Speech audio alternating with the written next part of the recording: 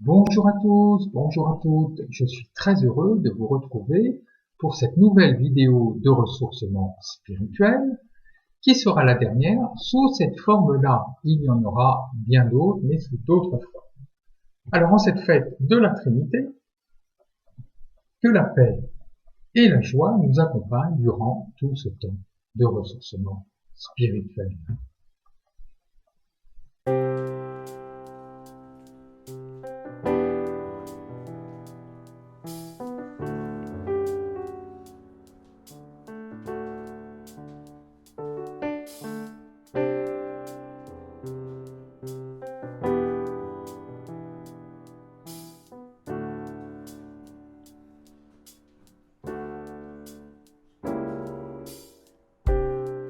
Oh quelle paix dans ce moment, dans le calme de ta présence, quand le bruit faiblit et tu parles à mon âme. Tu as toute mon attention, fais-moi entendre ta voix, je ne veux rien manquer. Seigneur, mon cœur désire plus de toi, mon cœur recherche ta face, alors je cède à toi.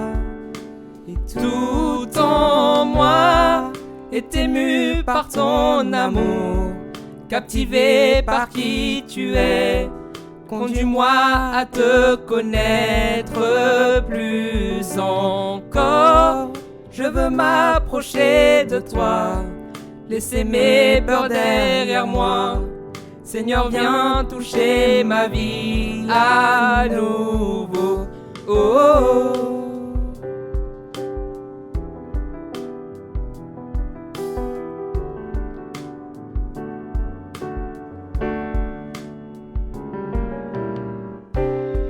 Comme le soleil à l'aurore, comme la brise dans la nuit, ta paix me restaure, tu me donnes la vie. Il n'y a aucune hésitation dans ton amour, ton affection, rien n'est comparable. Seigneur, mon cœur désire plus de toi, mon cœur recherche ta face, alors je cède à toi. Et tout en moi est ému par ton amour, captivé par qui tu es. Conduis-moi à te connaître plus encore. Je veux m'approcher de toi, laisser mes peurs derrière moi. Seigneur, viens toucher ma vie à nouveau. Oh, oh, oh.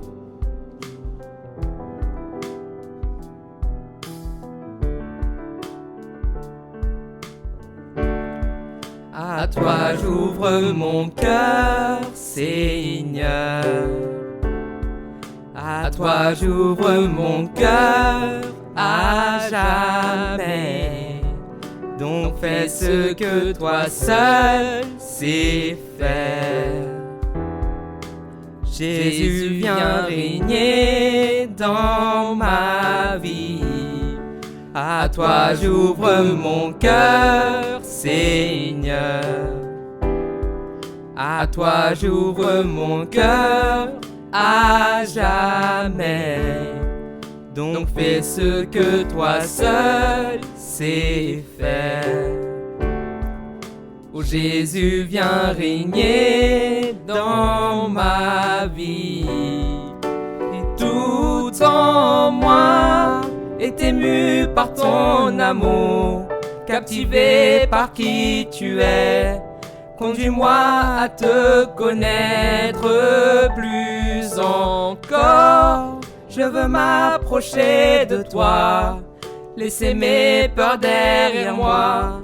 Seigneur, viens toucher ma vie à nouveau. Oh, oh, oh.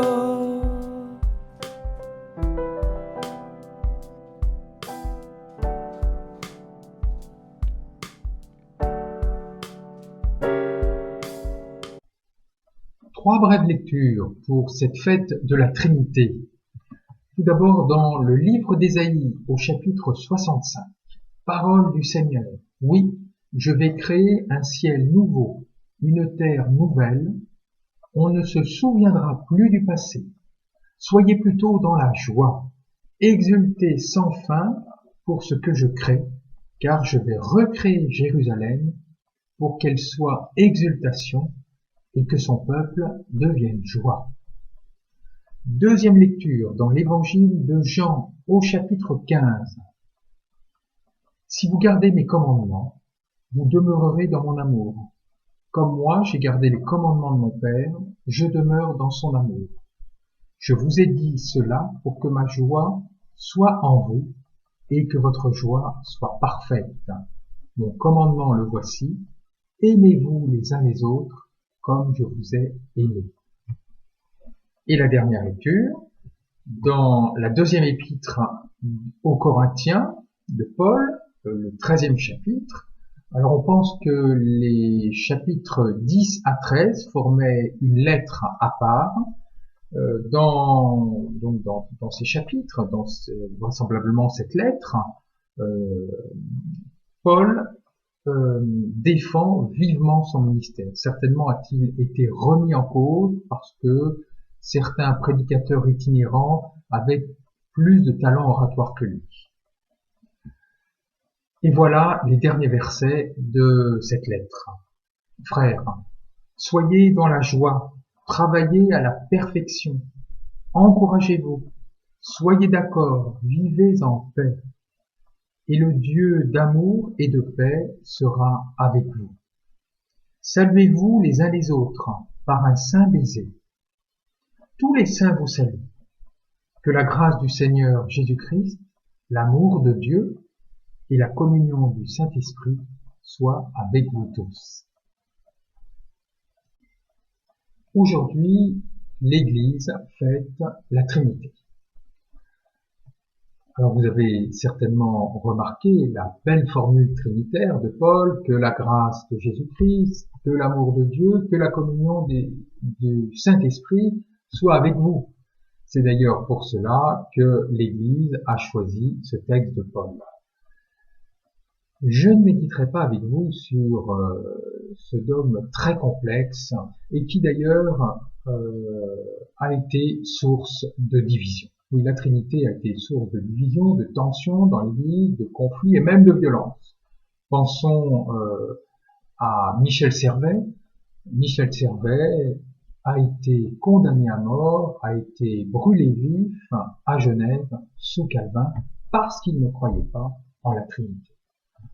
Alors, ce que je vous propose aujourd'hui, c'est de méditer, de réfléchir avec vous sur le programme spirituel que nous propose Paul, qui est un programme de joie. Il nous invite à la joie. C'est tout le but de son ministère. Ça, c'est la première partie de ces quelques versets. Il termine ces versets par des mots comme paix, joie, bien sûr, amour, s'encourager, se mettre d'accord.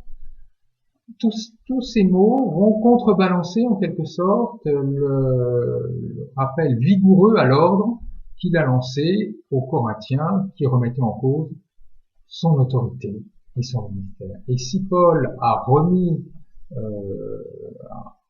vraiment avec force à interpeller les Corinthiens pour justifier son ministère, ce n'est pas pour faire preuve d'autoritarisme, ce n'est pas pour exprimer de la colère, pas du tout, c'est simplement pour défendre son ministère de joie et de paix, parce qu'il veut que dans l'église de Corinthe, il y ait de la paix et de la joie. Alors pas n'importe quelle joie, pas une joie superficielle, mais une joie profonde. Dans la mentalité de l'époque, la joie, elle est le fruit d'une libération. Le prophète Ésaïe, par exemple, va décrire la joie du peuple hébreu quand il est libéré de la guerre, quand il est libéré de la déportation, qu'il peut rentrer chez lui. Et même les quelques versets que nous avons lus, au moment de la libération finale, à la fin des temps, cette libération apportée par Dieu. C'est une joie profonde, un petit peu comme un malade, un grand malade à qui le médecin annoncerait sa guérison, le fait qu'il est libéré de la maladie. Il éprouverait vraiment une joie d'être libéré de la maladie. C'est cette joie que veut apporter le Christ. Il veut que notre joie soit profonde. C'est cette joie spirituelle du fait qu'il nous libère de la maladie, de la souffrance, de nos chaînes, de la mort. Voilà la joie qu'apporte le Christ. Alors, nous le voyons, l'Église n'a pas du tout à promouvoir une spiritualité où l'on culpabiliserait l'autre, une spiritualité où on valoriserait la souffrance, plus on souffrirait et puis plus Dieu nous aimerait parce que plus il serait content et puis on pourrait aller au paradis. Non, pas du tout. C'est une spiritualité de la joie. Éprouver une joie profonde, une joie due à la libération que Dieu fait en nous et nous promet, c'est déjà goûter la joie définitive que nous éprouverons avec lui après cette vie. Alors Paul va, dans sa formule trinitaire, dire que l'amour de Dieu soit avec vous. Oui, c'est la joie, elle est le fruit de l'amour de Dieu. Que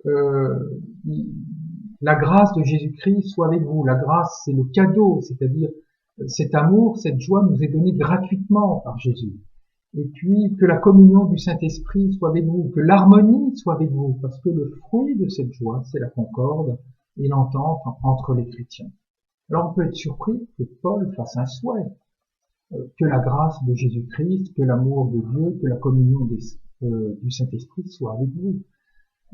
Mais quand Paul émet ce souhait, ce n'est pas pourvu que Dieu soit avec vous, pourvu qu'il vous aime, pourvu qu'il vous donne sa joie. Non, pas du tout. Ça, il nous donne, nous la donnons. Mais par contre, c'est à nous de prendre, de ne pas prendre. En fait, on aurait pu traduire, on pourrait traduire en disant, puissiez-vous accepter cette joie, cet amour de Dieu, cette grâce que vous donne Jésus-Christ et cette harmonie que vous donne le Saint-Esprit. C'est donc le ministère de Paul, le ministère de l'Église, la fonction de l'Église, transmettre la joie de Dieu. Mais pour cela, nous devons être prêts à l'accepter. Alors comment? Tout se résume dans une phrase de Paul. Travaillez à votre perfection. Alors pour bien comprendre travailler à votre perfection, il faut regarder le mot dans la langue grecque, dans la langue biblique, charistène, qui veut dire guérir une fracture. Eh bien oui, les Corinthiens, quand ils ont remis en cause le ministère de Paul, il y a eu comme une fracture dans la communauté et qui a en quelque sorte cassé la paix et la joie qui pouvaient y régner. Et tout l'enjeu pour eux, et c'est ce que souhaite Paul, c'est que vraiment ils à nouveau se réconcilient, reconnaissent le ministère de Paul, qu'ils puissent guérir de cette fracture, qu'ils puissent travailler en fait à cette perfection. C'est comme ça qu'il faut le voir. Vraiment, il y a un travail à faire. Et on le comprend, on ne peut pas recevoir la paix de Dieu. On ne peut pas recevoir la joie de Dieu, pas plus que les Corinthiens ne pouvaient la recevoir, si nous ne sommes pas en harmonie les uns avec les autres, si nous ne sommes pas en harmonie avec nous-mêmes. C'est comme si on mettait une bûche complètement humide, complètement imbibée d'eau, pour faire un feu, pour être brûlée. Elle ne pourrait pas s'embraser. En quelque sorte, la disharmonie, la mésentente est comme l'humidité qui nous empêche d'être embrasés par la joie de Dieu. C'est donc tout un travail qu'il y a à faire pour réparer cette fracture, guérir cette fracture, travailler à notre perfection. Concrètement, comment? Soyez d'accord entre vous. Littéralement, quand on regarde le texte, c'est penser la même chose. Alors c'est pas comme on n'est pas dans une secte où il faudrait tous penser de la même façon. Non, c'est pas cela. Ce que veut dire Paul, je crois, c'est que la paix, la joie, ce n'est pas simplement des paroles, ce n'est pas simplement des actes, ça commence par la pensée.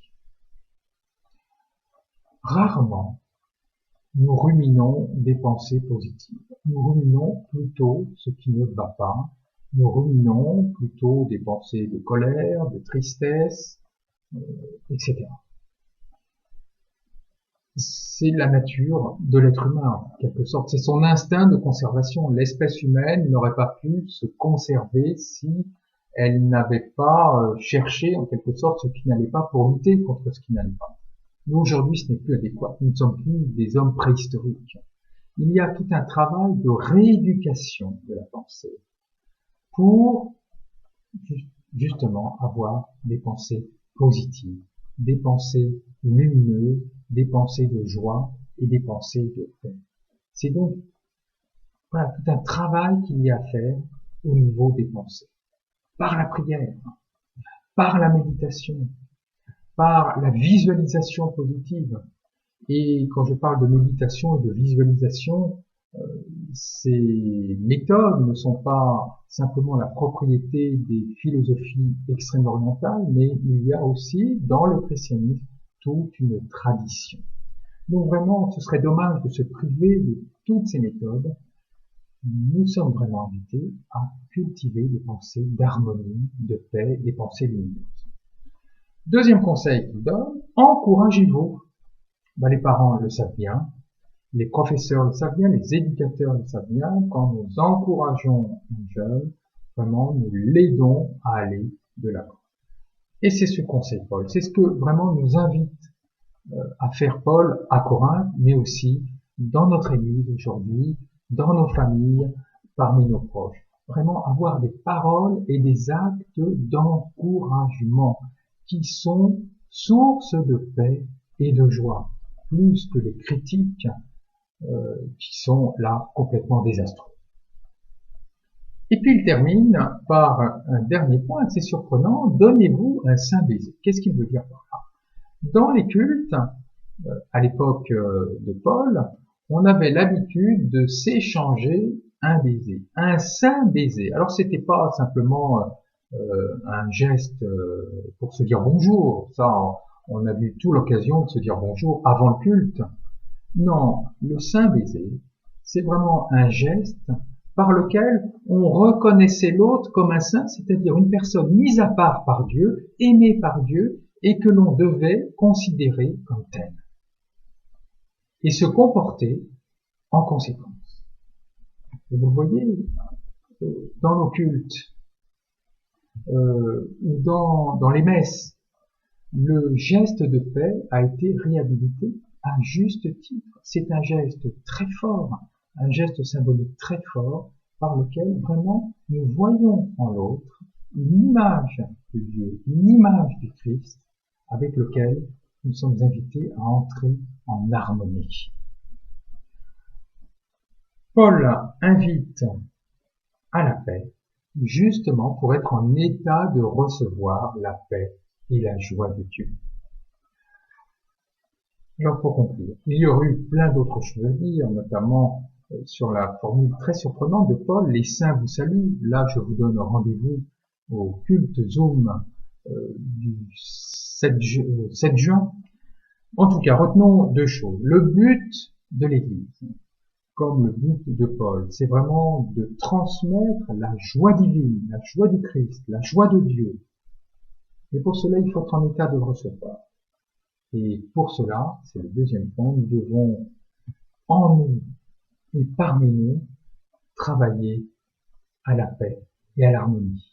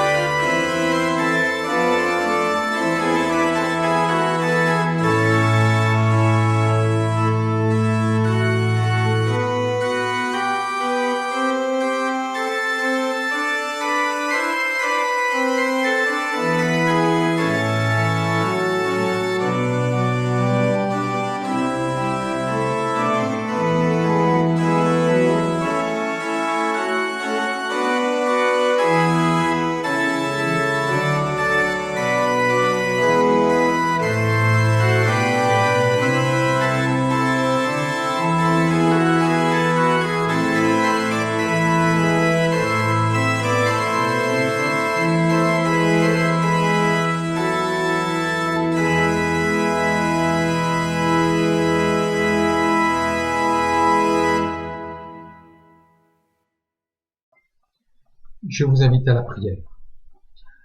Mon Dieu, donne-nous la sérénité d'accepter les choses que nous ne pouvons changer, le courage de changer celles que nous pouvons, et la sagesse d'en connaître la différence.